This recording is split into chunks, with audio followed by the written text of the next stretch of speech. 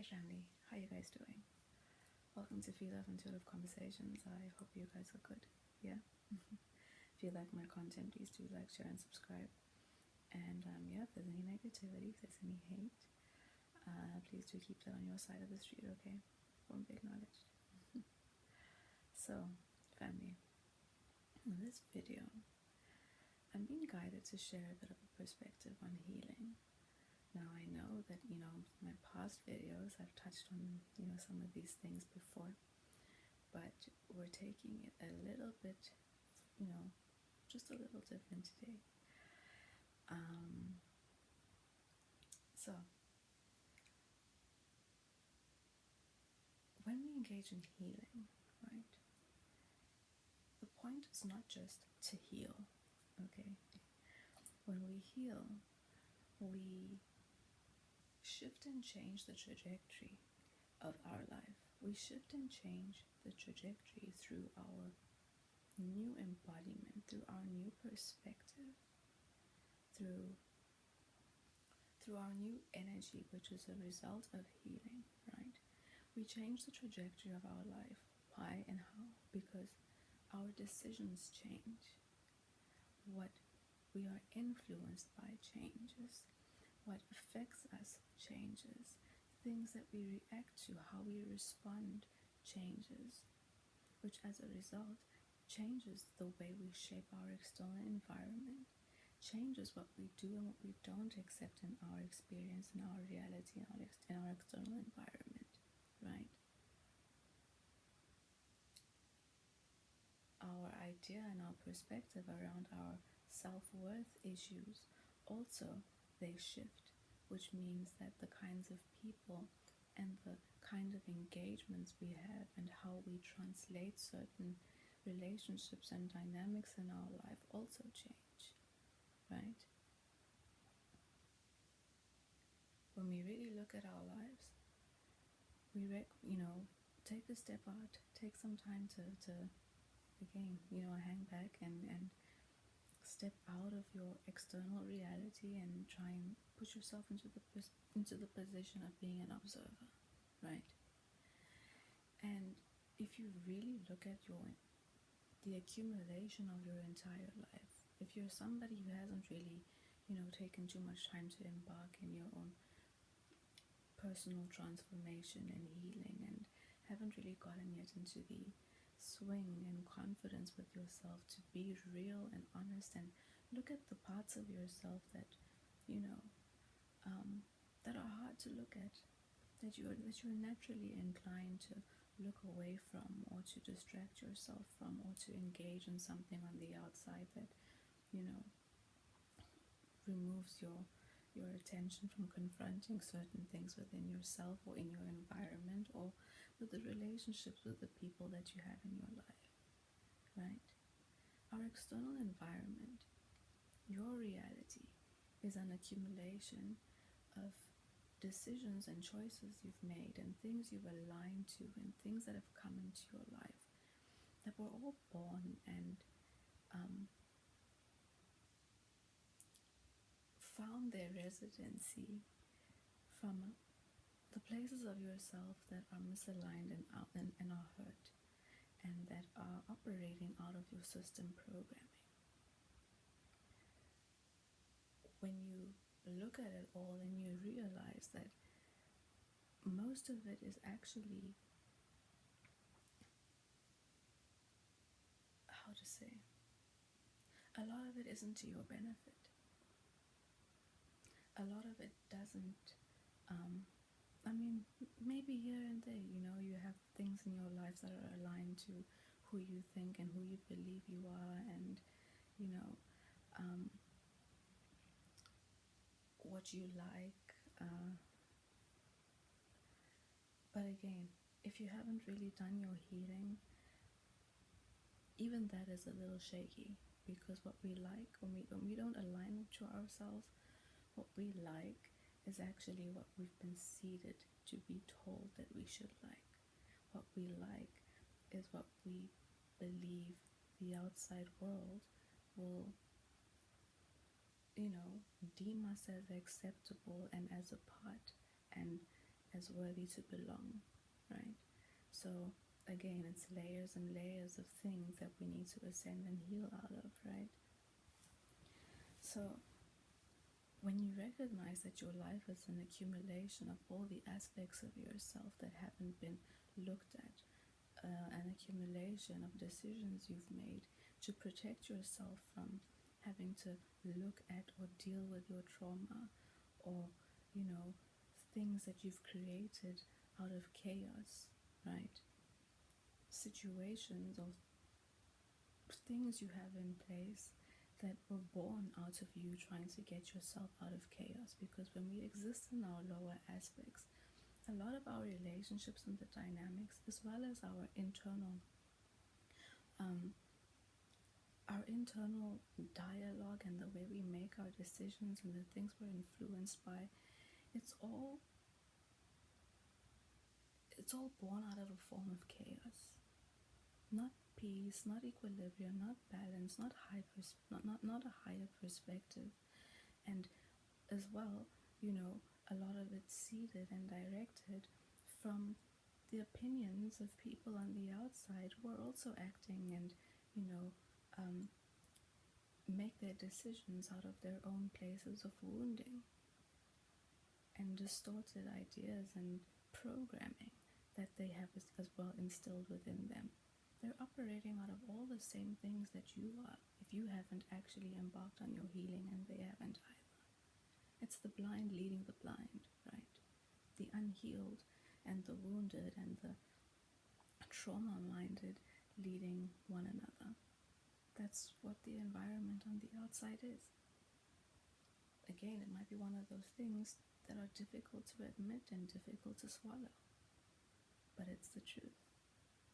So when you get into the swing of, you know, becoming confident and unafraid to actually look at the aspects of yourself, look at certain habits and behaviors and patterns within you that, you know, you might be embarrassed to admit that they're a part of you. You might, you know, feel like it's too much to revisit or re-look at certain things of your past, or really take the time to delve in and investigate why you operate the way that you operate.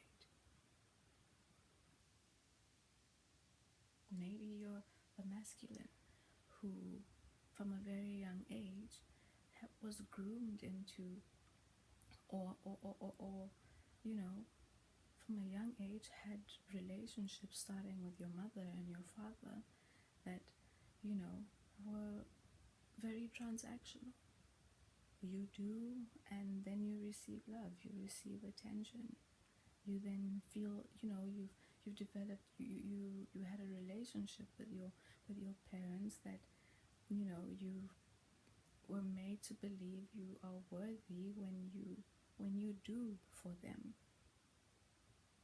This over time evolves and transforms into having a transactional relationship with your parents, siblings, and, you know, women, and whatever it is in your surrounding, equating receiving love, you know, as a transaction for giving and doing and being seen as a valuable thing in someone else's life, or someone who is worthy. But these are things that are difficult to look at. If you were to sit in your life right now and you look around at all your relationships and you're like, damn, actually every single relationship around me is a transactional one. I haven't even taken the time to, you know, genuinely, maybe because of, you know, it might be painful. It might be hard to digest that, you know, my mother and my father and my siblings and my boyfriend and my girlfriend, you know, my relationship with them is a purely transactional one. I actually haven't had, you know, I haven't experienced what it is to have a relationship with somebody that isn't transactional. And my giving is based off of me feeling, you know, internally that I want to give. I want to gift.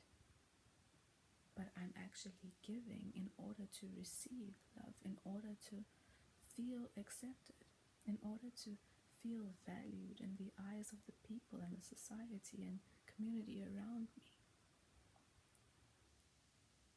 And I'm afraid, and then you take it another layer. This is healing, right? You go through every layer, then you realize there's another layer of fear. What if I stopped engaging in relationships that are transactional? What if I decided to put myself first and decide not to engage my relationships in a transactional manner? Now I'm afraid. Oh my God, maybe I shouldn't do it. Because what if I don't do that, then, oh my God, they're going to get angry. Oh my goodness, I'm going to feel rejected. Oh my goodness, where is my worth? Will I be seen as something valuable? Are these people even people who are able to have a relationship and a dynamic with me that isn't transactional? Will the relationship still exist? Am I willing to let the relationship go? Am I willing to see the truth? Healing is a spiral, right?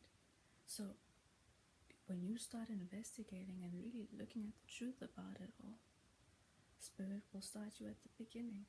Spirit will take you. If you're going to investigate, let's go to the beginning.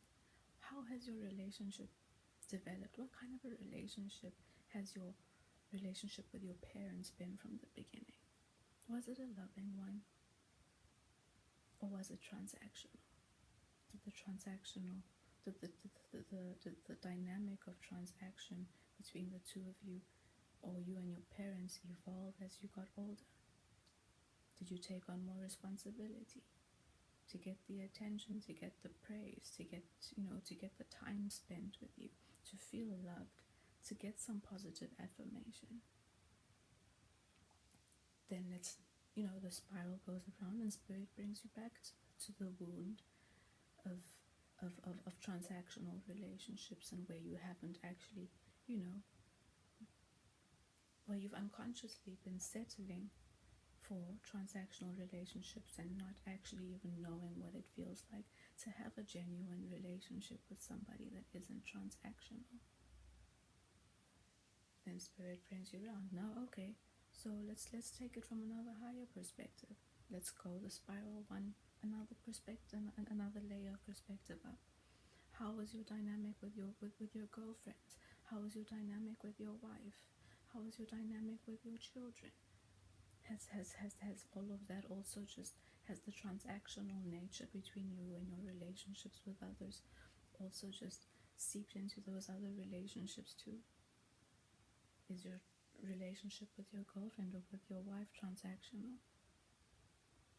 Because that's how you've been groomed to believe you are to receive love, is only by way of transaction, by way of you giving and doing and taking responsibility for others, and settling for what they decide to give you in return for that. Have you ever taken the time to think that, you know what, I deserve more? What am I actually to these people? What value do I hold with these people? When you heal that, when you become aware, you heal, and you automatically start changing the way you perceive the relationships and the act of having a transactional relationship with people. You start developing a boundary. You start wanting more for yourself. And that's healing. Changing your energy, changing the perspective, changing the way you see it. So when you're confronted with the opportunity to have a new relationship, you're handling it from a whole new different perspective. You have yourself embodied in the position of requiring something more, something deeper, and something more authentic that isn't transactional with the next person. And if you were to ever give, it comes from a place of you wanting to share, you wanting to gift, you wanting to invoke, a day of happiness in somebody, or to make someone else feel appreciated, but not because you're trying to get love, not because you're trying to get attention, not because you're trying to feel valued, not because you're trying to feel worthy or earn your keep or your place in a situation. No. So when you heal out of these things, and you're honest with yourself, and you're courageous enough to beat your chest, beat your chest and say, you know what, I can look at this, I can do it, I can overcome it. It might be painful, but it's the truth of my life. It's the truth of my reality.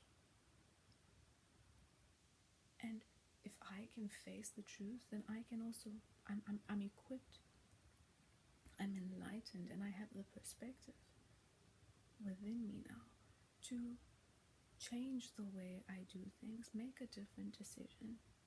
And in turn, that changes how my reality and my environment looks like and is formed on the outside.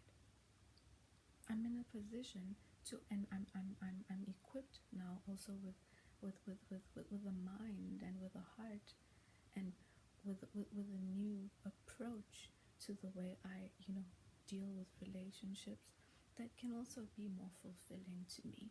I'm intentionally dealing with people in a way that has me feeling like there's an equal give and take. I'm looking within the next person for something different within them, and how my engagement can actually, be. Are they going to take the time to get to know me and to value me as an individual? Am I aligning with people who won't give up on me for the right reasons, right? I don't want to align with people anymore who choose not to give up on me because of the wrong reasons, because it's a transactional relationship. Dogs, sorry. Right? So take the time to really think about it. And this is just a simple example for, healing, and how, we can take the time and take the steps to and be courageous enough to go within.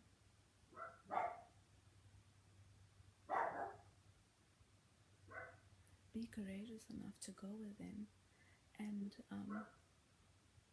transform the aspects of ourselves that might keep us in old energy and lower energy, and in situations and relationships that are not fulfilling to us,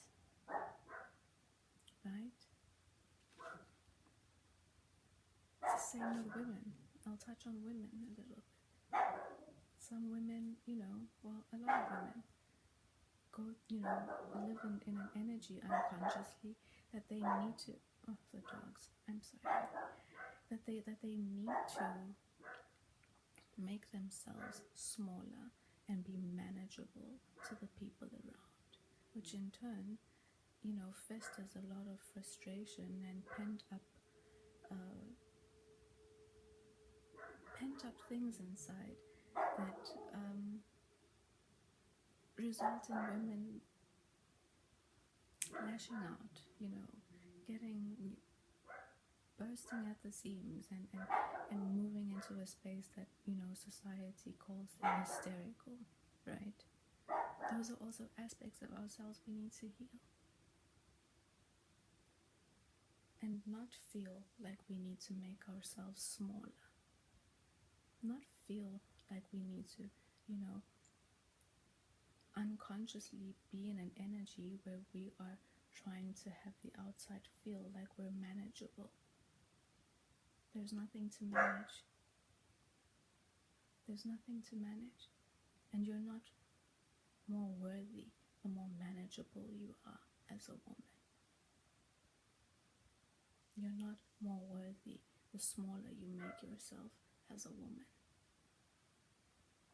But again, we heal and we go back Where did I learn to be this way? Where did I get my examples to be this way? Is it beneficial to me? What kind of men, what kind of friends, what kind of what kind of people does that attract for me into my life? Something to think about, right? So as we heal through these things and we embody the new perspective and the new energy, and we move all the way up in perspective in our spiral, and we eventually learn the lesson, and we're no longer reactive, we're no longer triggered, you know, we're no longer making decisions and choices from a place of lack and need and hope to be received in a certain way by our external environment. It makes a big difference, as well as the kind of energy we exist in and with among our children, and the examples that we are and give towards our children as well, by simply just being present around them, because they watch and they observe, and the energy is absorbed as well and integrated by them too. They take in everything, right? So let me not overload this video with too much information. I hope it's hit home and, you know, encouraged a bit of a new perspective as well to healing, and encourage you to maybe just take some time to think about where can you actually take the accountability to create the shifts that you want in your life, and align yourself to the relationships and dynamics that are most beneficial to you and the people you're in relationships with.